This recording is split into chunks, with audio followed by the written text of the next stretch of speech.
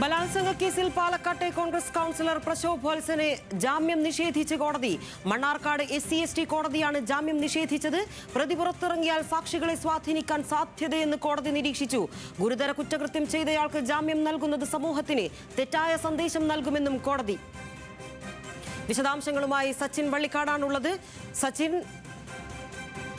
ഒളിവിൽ പോയ പ്രശോഭ് വത്സൻ ഒരുപാട് നാളുകൾക്ക് ശേഷം കീഴടങ്ങുകയായിരുന്നു. ഇതിപ്പോൾ ജാമ്യം നൽകുന്നത് തെറ്റായ സന്ദേശം നൽകുമെന്നാണ് കോടതി പറയുന്നുള്ളത്. മറ്റെന്തൊക്കെയാണ് കോടതിയുടെ ഭാഗത്തു നിന്നുള്ള ഉത്തരവുകൾ?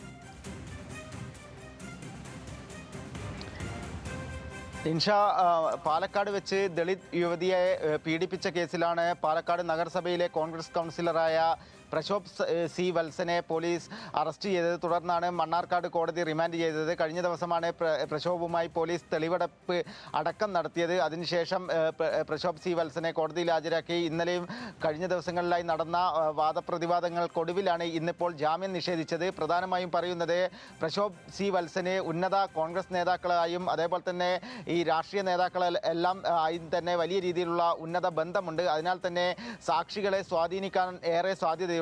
കൂടാതെ തന്നെ ഇതിൽ അതിജീവിതയെ ഭീഷണിപ്പെടുത്താനും അതേപോലെ തന്നെ തെളിവ് നശിപ്പിക്കാനുമുള്ള സാധ്യത കൂടെ കണക്കിലെടുത്തുകൊണ്ടാണ് മണ്ണാർക്കാട് SC/ST കോടതി നിലവിൽ പ്രതിയുടെ ജാമ്യം റദ്ദാക്കിയിരിക്കുന്നത്. കൂടാതെ തന്നെ പ്രധാനമായും ഇത്തരത്തിൽ ഒരു കാര്യങ്ങൾ ചെയ്ത ആൾക്ക് ജാമ്യം നൽകിയാൽ അത് വലിയ രീതിയിൽ സമൂഹത്തെ ബാധിക്കുന്ന തരത്തിലേക്ക് മാറുമെന്ന കാര്യവും കോടതി ചൂണ്ടിക്കാണിച്ചിട്ടുണ്ട്. കൂടാതെ തന്നെ ഈ ഗുരുതരമായ കൃത്യം ചെയ്ത ആൾക്ക് ജാമ്യം നൽകുന്നത് സമൂഹത്തിന് ഒരു തെറ്റായ സന്ദേശമാണ് നൽകുക എന്നാണ് മണ്ണാർക്കാട് SC/ST കോടതി കണ്ടെത്തിയിരിക്കുന്നത്. എന്തായാലും നിലവിൽ വലിയ രീതിയിലുള്ള തിരിച്ചടി തന്നെയാണ് ഇപ്പോൾ പ്രശോഭ് C. വത്സന് ഉണ്ടായിരിക്കുന്നത്. കാരണം കഴിഞ്ഞ ദിവസങ്ങളിലെല്ലാം തന്നെ ഒളിവിൽ കഴിയവേ പാലക്കാട് സൗത്ത് പോലീസിലെത്തി പ്രശോഭ് C. വത്സൻ ഹൈക്കോടതിയുടെ മുൻകൂർ ജാമ്യമടക്കം നിഷേധിച്ചതിനെ തുടർന്നാണ് പാലക്കാട് സൗത്ത് പോലീസിൽ കീഴടങ്ങുന്നത്. അതിനുശേഷമാണ് പാലക്കാട് സൗത്ത് പോലീസിൽ കീഴടങ്ങിയ പ്രശോഭ് C. വത്സനെ 14 ദിവസത്തേക്ക് റിമാൻഡ് ചെയ്തത്. തുടർന്ന് കഴിഞ്ഞ ദിവസങ്ങളിൽ തെളിവെടുപ്പ് നടത്തിയിരുന്നു.